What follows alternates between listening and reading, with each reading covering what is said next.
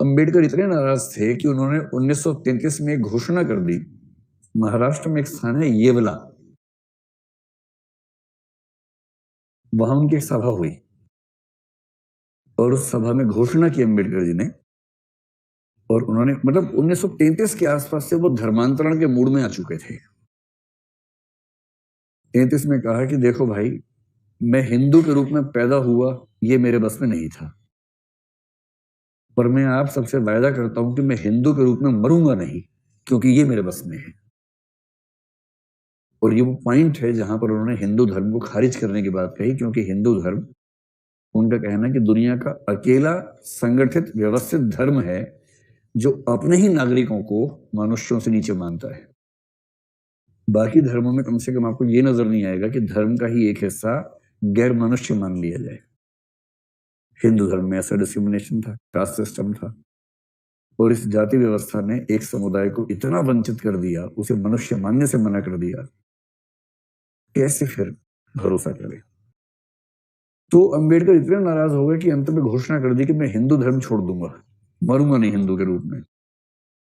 इसके बाद महात्मा गांधी ने खूब समझाया कि नहीं अंबेडकर, ऐसे मत करो, ऐसा थोड़ा ना होता, हृदय परिवर्तन करवाएंगे हम लोग मिलकर, सबको ठीक करेंगे, तुम चिंता मत करो।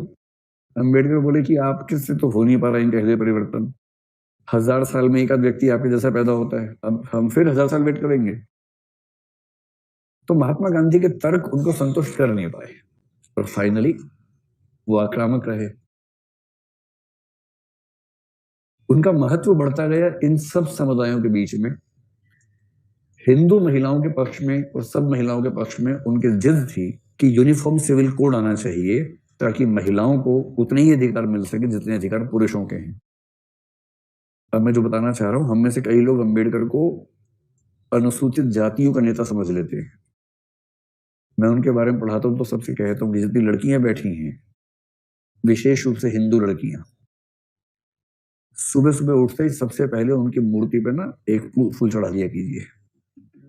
अगर अंबेडकर ना होते तो आज आप यहां ना होती, घर में चूल्हा चौका कर रही होती। अंबेडकर का ये महत्व है, भी समझाऊंगा क्या महत्व है। और हिंदू महिलाओं की मुक्ति के लिए जितना काम अकेले अंबेडकर ने किया, उतना सब के सब बाकी लोगों ने मिलकर भी नहीं किया, इतना महत्व है उनका। और वो हिंदू शूद्र महिलाओं की बात नहीं कर रहे हैं, वो हर महिला की बात कर रहे हैं। अंबेडकर अगर दबाव न बनाते तो नेहरू शायद हिंदू कोड बिल को टाल जाते। वो टाल नहीं पाए क्योंकि उसके पीछे अंबेडकर अड़े हुए थे। खैर, ये सब होते होते 1946 से 1949 तक उनके हाथ में काम आया भारत के संविधान की ड्राफ्टिंग का। वो संविधान की ड्राफ्ट कमेटी के प्रमुख थे। अंबेडकरवादी लोग थोड़ा ज्यादा क्लेम करते हैं, कहते हैं कि संविधान अंबेडकर ने लिखा है। अभी देखो, जब कोई वंचित वर्ग इस मूड में होता है ना कि समानता हासिल करनी है, वो थोड़ी सी बड़ी स्टेटमेंट देता है, और उससे बहुत नाराज होने की बजाय आपको समझना चाहिए कि उसका मनोविज्ञान कैसे काम कर रहा है। बजाय खारिज कर देने के, उसका मनोविज्ञान समझना चाहिए। हम ये जानते हैं कि सच ये है कि संविधान सभा ने लिखा है, और संविधान सभा ने विभिन्न समितियां बनाई, हर समिति ने अलग अलग भाग लिखे, उनको मिलाकर एक करना, आपस की कॉन्ट्रडिक्शंस को दूर करना, ये काम जिस कमेटी के पास था, कमेटी वो भी एक व्यक्ति नहीं कमेटी थी, उस कमेटी के प्रमुख अंबेडकर जी थे। और पूरी संविधान सभा में एक ही व्यक्ति, संविधान सभा में क्या, वो संविधान सभा का सलाहकार था, संविधान सभा का हिस्सा नहीं था। BN राव का नाम सुना होगा आपने। पूरी उस सभा या सभा के सलाहकारों में एक व्यक्ति था जो अंबेडकर के आसपास कहीं टिकता था संविधान की समझ में, कानून की समझ में, वो BN राव थे। और BN राव ने हमारे संविधान की दिशा तय करने में बड़ी भूमिका निभाई, अंबेडकर ने भी निभाई।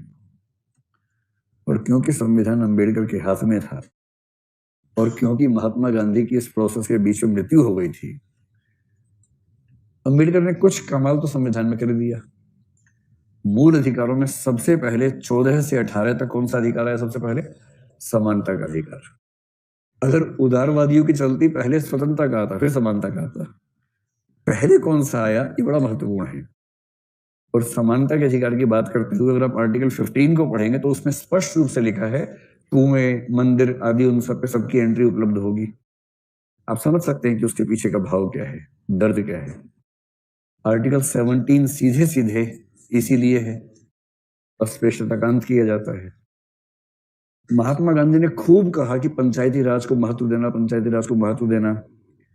बीच में चिट्ठी लिखते थे संविधान सभा को। महात्मा गांधी बड़े आदमी थे, संविधान सभा तो बच्चे बैठे हुए थे, तो संविधान सभा का हिस्सा नहीं बने महात्मा गांधी। अरे तो बच्चे, मैं क्या करूंगा इसमें आके। तो बच्चे लोग संविधान बना रहे थे। महात्मा गांधी को पता लगा कि ये लोग पंचायती राज पे ध्यान नहीं दे रहे हैं। एक चिट्ठी लिख दी कि मुझे पता चल रहा है कि आप लोग पंचायती राज पे कम ध्यान दे रहे हैं, मेरी सलाह है कि उस पर ध्यान ज्यादा दें। भाव ये था कि वरना मैं अंट कर दूंगा, ध्यान रखना। और गांधी जी अगर संविधान सभा के खिलाफ अनशन पे बैठ जाते, संविधान सभा की क्या हैसियत थी उनके सामने, सब पिट जाते हो किस दिन। तो सबने कहा नहीं नहीं, हम ध्यान देंगे, ध्यान देंगे। फिर महात्मा गांधी का देहावसान हो गया। अंबेडकर पंचायती राज के घोर विरोधी थे। उनको अच्छे से पता था कि पंचायत के नाम पे जो दबंगई होती है गांव के अंदर, वो सवर्ण पुरुषों की ही होती है।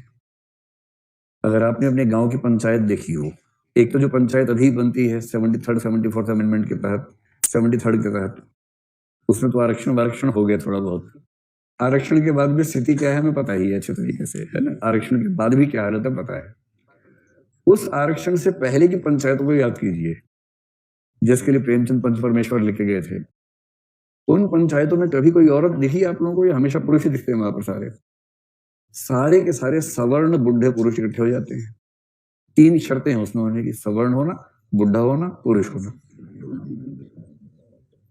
और अगर गांव के सवर्ण बुढ़े पुरुष सारे फैसले करेंगे तो समझ सकते हैं कि जो अवर्ण है उनके पक्ष में नहीं होगा, महिलाओं की भागीदारी होगी नहीं उसमें, और नवाचार की संभावना खत्म, सारे बुढ़े बैठे हैं। ऋषि अम्बेडकर ने कहा कि असली अन्याय गांवों में होता है, और यदि ग्रामीण समाज को अन्याय से मुक्त करना है तो पंचायती राज को सबसे पहले खारिज करना होगा। अंतर देखिए, गांधी जी कह रहे कि पंचायत के बिना देश बढ़ेगा नहीं, और ये कह रहे कि जिस तरह से देश को बढ़ाना चाहते हैं वैसे हम नहीं बढ़ाना चाहते, हमें वो अन्याय नहीं चाहिए, हमें पंचायत नहीं चाहिए। और फाइनली पंचायत हमारे देश में मतलब सिस्टम के तौर पे मूल संविधान में नहीं आ सकी। केवल हमने इतना कर दिया कि डीपीएसपी में लिख दिया कि राज्य पंचायती राज को बढ़ाने का प्रयास करेगा।